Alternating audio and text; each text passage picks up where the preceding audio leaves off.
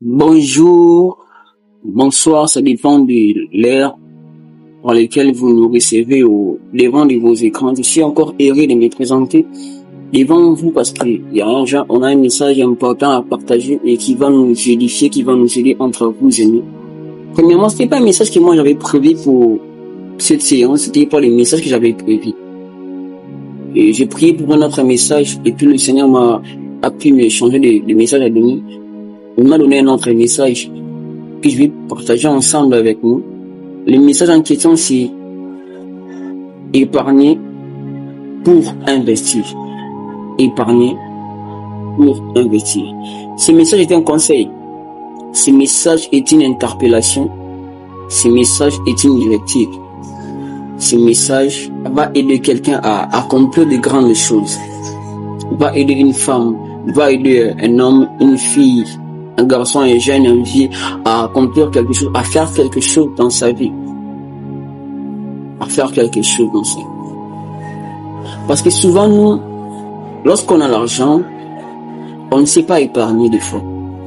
On utilise seulement l'argent jusqu'à ce que on n'a pas cette notion de savoir peut-être prendre une somme et le réserver pour passer à créer notre ressource financière ou quoi que ce soit. On n'a pas cela. Et la plupart d'entre nous qui ne sont pas peut-être riches, ils ne sont peut-être pas riches, mais ils ont les moyens de survivre. Ils ne savent pas réaliser leur projet. Lorsqu'ils ont l'argent, ils peuvent avoir des projets, mais quand l'argent vient, ils ne pensent plus au projet, ils pensent à autre chose. Et puis lorsque l'argent finira, il revient au cadre de départ. Et la plupart aussi n'ont pas de projet en tête même. Ils n'ont aucun projet de faire ceci ou de faire cela. Ils n'ont pas de projet à cœur, je peux dire. Ils n'ont pas de projet à cœur. Ils font ceci, ils font cela. Ils ont l'argent, ils ont les moyens de vivre. Mais ils ne les utilisent pas de la bonne manière.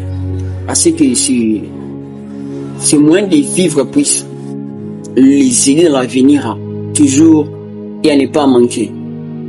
La plupart, ce sont dans les boîtes qu'ils les utilisent entre amis. C'est bien d'être entre amis, de parler quoi que ce soit là, mais il faut savoir gérer. C'est bien de partager, parce que ça aussi c'est partager. C'est bien de partager, mais lorsque ça devient excessif, ça nuit. C'est bien d'être avec des amis, montrer son amour en les offrant ce qu'ils veulent. Mais lorsqu'on ne sait pas épargner pour soi, pour son propre bonheur, lorsqu'on ne sait pas prendre le soin de son propre bonheur, ce qu'on fait pour les autres là, c'est l'hypocrisie. Tu es hypocrite envers toi-même parce que tu ne prends pas soin tu ne penses même pas à ton bonheur, mais tu penses au bonheur des autres d'abord. Il faut qu'il y ait un équilibre. Et cette manière de faire est déséquilibrée. Plusieurs sont dans les boîtes, plusieurs sont dans les ambiances, tu es là, tu as de l'argent. Mais tu ne penses pas à créer. Le maître des temps et des circonstances, c'est Dieu. Et ce qu'un jour peut enfanter, tu ne sais pas. Tu ne sais pas peut-être que tu vas perdre ce boulot. Tu ne sais pas peut-être que ce moyen par lequel tu as l'argent ne peut cesser d'être un jour ou une autre. Dans une année, dans une époque, dans une saison. Tu ne sais pas ce qu'une saison peut enfanter dans la vie. Mais tu utilises l'argent comme tu veux. Et les autres sont donnés même des noms. Papa bonheur, maman bonheur, quoi que ce soit, tout ça. Toi là, les gens se retrouvent chez toi. Mais c'est bien, mais est-ce que tu penses aussi à ton avenir? Est-ce que tu penses aussi à... Parce que généralement, les gens ne viennent qu'à nous lorsqu'on a quelque chose. Et lorsqu'on n'a pas quelque chose qu'ils désirent ou qu'ils veulent, ils ne sont pas là. Généralement, les gens ne viennent que lorsqu'on a quelque chose qui les attire. L'argent, le bien matériel. C'est par là que les gens s'accrochent à nous. Mais si ces choses ne sont plus là, ils ne viennent pas. Et il y a un adage qui dit que non, les meilleurs amis, les bons amis, on les découvre au temps de souffrance, autant de disette, autant de manque, autant de la famille. Et tu remarqueras que parmi les gens que tu appelles amis, connaissance ou quoi que ce soit, dont tu fais tout pour eux. Dans le cadre de l'ambiance, je parle dans le cadre de l'ambiance et non dans le cadre de partage au faire du bien. Et même dans ce cadre, il doit y avoir de l'équilibre. C'est bien de passer aux autres, c'est bien aussi de penser à soi. Parce que c'est pas, on dit quoi, que le fort soutient le faible. Mais tu dois penser aussi qu'un jour, si le fort que je suis, je n'entretiens pas le fort que je suis, je deviendrai faible. Si tu n'entraîneras pas l'effort que tu es, c'est moyen que tu as, l'argent que tu as, si tu ne le gères pas, tu ne l'entretiens pas bien, un jour tu risqueras de devenir pauvre, de manquer, et les gens ne seront plus là avec toi. Alors il faut entretenir, il faut bâtir, il faut entretenir ce que tu as. Et d'où ce terme, c'est une interpellation. C'est un message, c'est un conseil, c'est une interpellation, c'est une directive que Dieu veut dire à une personne de savoir épargner et savoir investir. Savoir épargner et savoir investir. Lorsqu'on parle de l'épargne, c'est quoi? L'épargne, c'est le fait de prendre une somme et de le mettre à côté afin d'accomplir un projet quelconque. L'épargne, c'est le fait de prendre une somme et de le mettre à côté plutôt pour un but précis ou accomplir quelque chose. Lorsqu'on parle de l'investissement, c'est le fait d'utiliser une somme, un capital, et de le mettre dans un affaire, dans un business, dans le but de régénérer des bénéfices et de faire croître son capital. Faire croître son capital. C'est ça l'épargne, c'est ça l'investissement, c'est ça investir, c'est ça épargner. Alors, nous avons beaucoup de types d'épargne. On a beaucoup de types d'épargne, mais je vais donner par rapport à ces contextes, c'est ce qui va nous être utile. Premièrement, il y a l'épargne des précautions. Lorsqu'on parle de l'épargne des précautions, c'est cette épargne qu'on fait, cette réservation d'argent qu'on fait. Tu es là, on te paye ou tu as de l'argent, tu prends une partie, tu le réserves pour les imprévus dans la maison, dans la vie, la maladie, quoi que ce soit. C'est ça qu'on appelle l'épargne des précautions. Et deuxièmement, nous avons l'épargne des projets. L'épargne des projets, c'est le fait de prendre de l'argent, de le mettre à côté afin de réaliser un projet quelconque, afin de créer un business, de le mettre dans des affaires. C'est ça l'épargne de précaution. L'épargne, c'est plutôt l'épargne des projets. L'épargne des précautions intervient dans une dimension des imprévus, mais l'épargne des projets intervient dans une dimension de prévu plutôt. L'épargne des précautions, lui, il intervient dans une dimension des imprévus. Mais l'épargne des projets intervient dans une dimension des prévus. Mon cher, ma sœur, mon frère, le travail peut finir. Le salaire peut un jour finir. Tu ne travailleras pas éternellement dans cette entreprise. Tu n'auras pas éternellement ce salaire. Et avec le salaire, c'est impossible d'accomplir les grandes choses avec le salaire. Avec le taux qui monte, avec les inflations, tout ça. C'est vraiment impossible d'accomplir des grandes choses avec le salaire. Et c'est important d'épargner. C'est important de créer des business. Je répète, avec le salaire, c'est difficile d'accomplir de grandes choses. Et c'est important d'avoir cette notion d'épargner et d'investir. De prendre une somme d'argent, d'envisager un projet, d'envisager un business, de commencer à épargner pour accomplir ce business. C'est important, étant que salarié, de créer des autres sources de revenus. C'est ce qui va t'aider.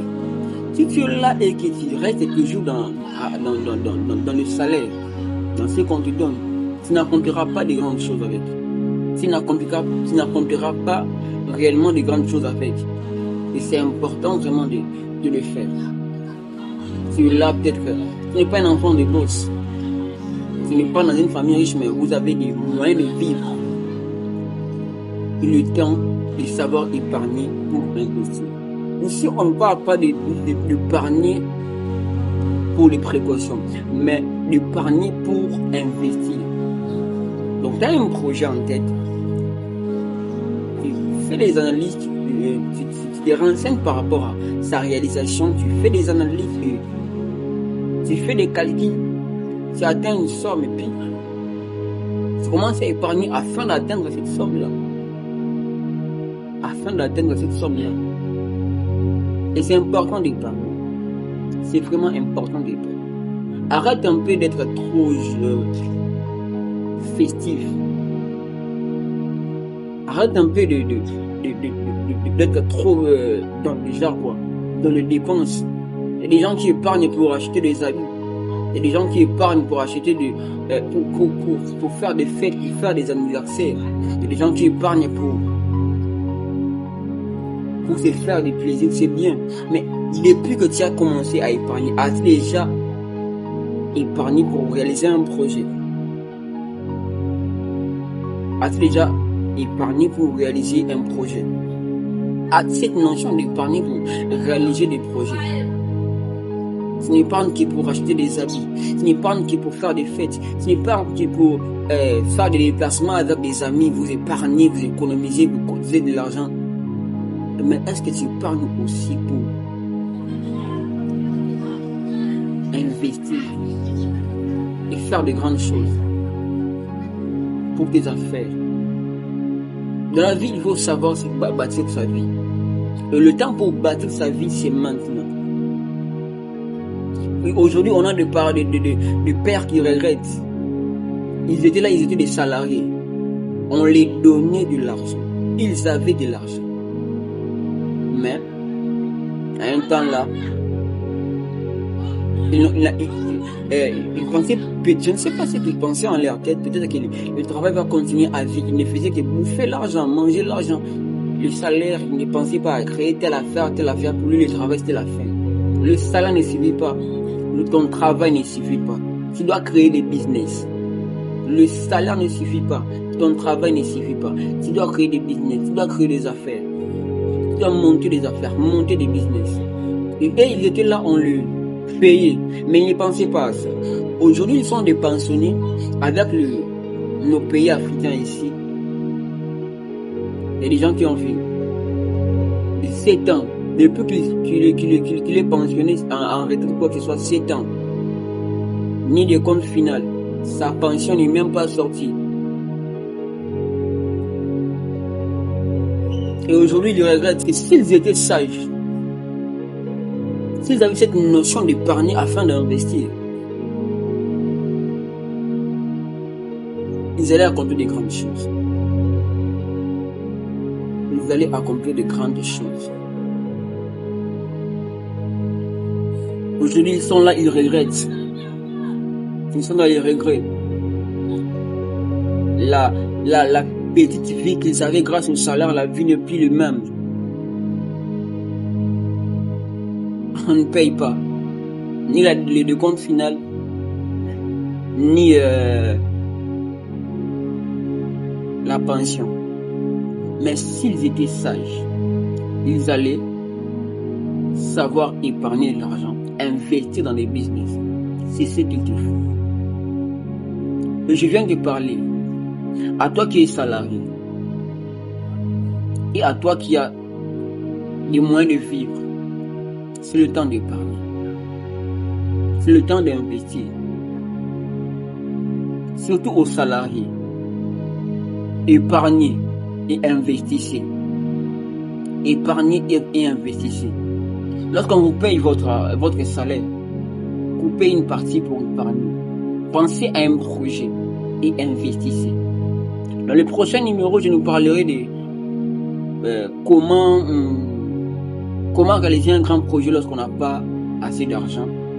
Et je vous parlerai aussi, dans les prochains numéros, je parlerai aussi de comment épargner. comment épargner. Je parlerai de ça. Et cela va vraiment nous édifier. Cela va vraiment nous booster. Cela va réveiller quelque chose en nous. Cela va nous pousser à faire différemment des choses. Ne te limite pas qu'à bouffer l'argent. Mais réserve aussi. Fais aussi des réserves. Lorsque tu es jeune, les jeunes que nous sommes, apprenons à avoir de bonnes visions en tête. Être jeune ne signifie pas que tu dois être là dans l'impudicité, tu dois être là avec des amis, être festif. Il faut aussi penser à soi. Plusieurs d'entre nous ne sommes pas nés dans des familles riches. Lorsqu'on dit à l'église que non, la première personne qui sortira de sa famille de la pauvreté, c'est toi. Tous ont dit amen. Mais avec quoi en tête? Parce que Dieu bénit le travail de l'homme. Et la Bible dit que non, l'activité est parmi les meilleures choses que l'homme peut avoir dans la vie. Autrement dit, le travail. Autrement dit, les affaires. Autrement dit, le business. Est-ce que tu l'as? Lorsqu'on déclare à l'église que non, tu sortiras de ta famille de la pauvreté, tout le monde crie. Même les jeunes. Mais après ça, qu'est-ce qu'on fait de grave? Rien. On ne fait rien de grave. On ne fait rien du tout. On ne fait rien du tout. Rien du tout. On accepte et après ça. On n'a pas de projet en tête de faire ceci ou de faire cela. On n'épargne même pas l'argent. Nous, les jeunes, nous sommes là, on épargne pour les fêtes. Je le répète, on épargne pour les fêtes. On épargne pour des sorties. On épargne pour des habits. On épargne pour acheter un nouvel iPhone, patati patata. Mais on n'épargne pas pour investir. On n'investit pas. On n'investit pas. Et comment est-ce que la famille là que le pasteur dit qu'elle tu sortiras ta famille de ta pauvreté, la famille là, cette pauvreté là sera dégagée de quelle manière? Lorsque tu n'as pas de projet en tête. Parce que c'est pas tout le monde qui est appelé peut-être à travailler. Tu peux ne pas être engagé quelque part.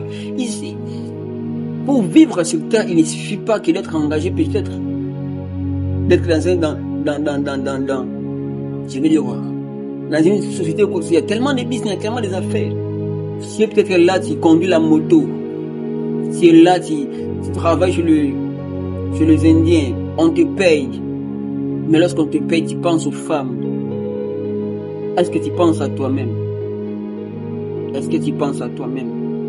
Ce message est une introspection aussi.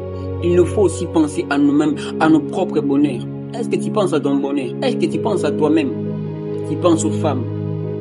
Tu penses au sexe? Tu penses à l'impudicité? Est-ce que tu penses à toi? Est-ce que tu penses à bâtir ta vie?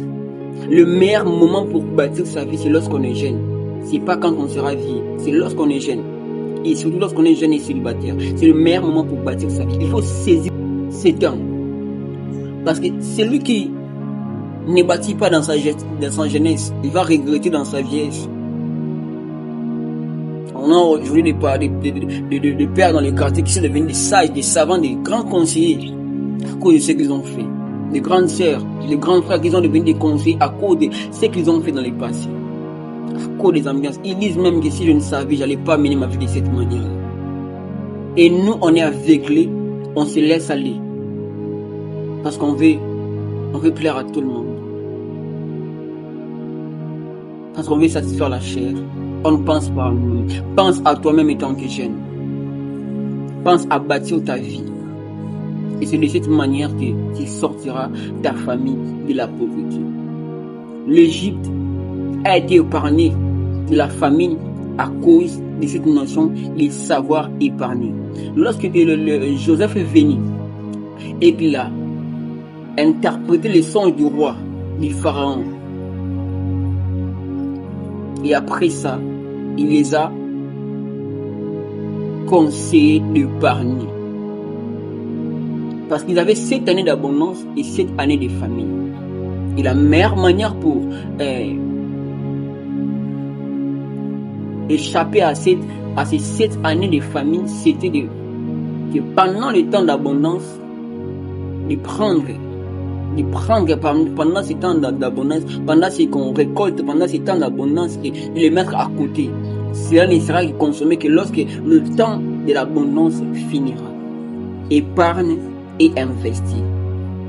Lorsque tu vois l'argent, épargne et investis. Lorsque tu es salarié, épargne et investis. Lorsque tu as quelque chose, épargne et investis.